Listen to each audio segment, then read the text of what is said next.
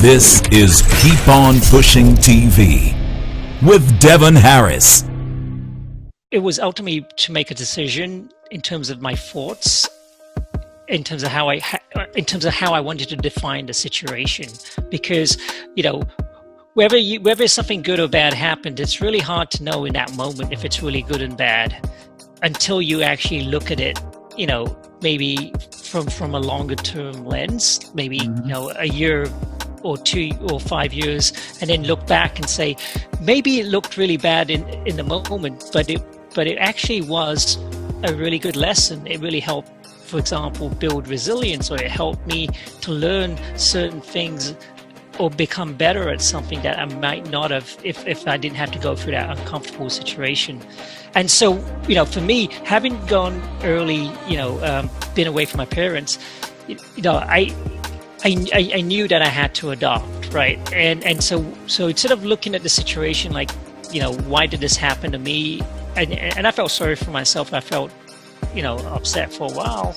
But then I got over it pretty quickly in a matter of like months, because I started seeing it as an adventure that I don't know why this is happening, but this could be actually really interesting, because now I'm getting to see a whole different part of the world that I never even knew about.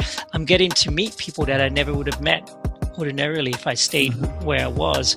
And so, you know, whenever I go, and so that's kind of been my thinking, that ultimately, you know, anything good or bad that happens, it's really up to us to put the meaning on whether it's good and bad, you know. And then the other thing, you know, I used to, and I've gotten better at this. Before I obviously kind of growing up away from your parents and not being around them, I used to be worried more about what other people would think versus what was kind of, you know, what I really thought, because I was trying to please people to try and get approval or just to have a sense of belonging wherever I was at any given time.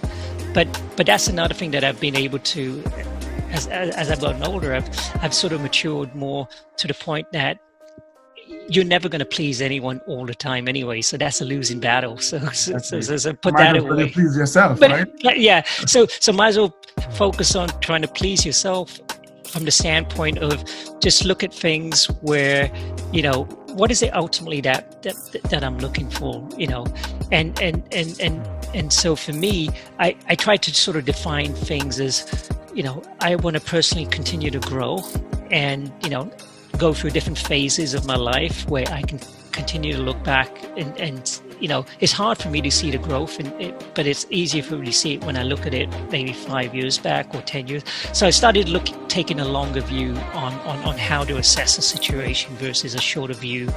And I think might help other people, because I mean, that's not to say that bad things don't happen, because they happen all the time.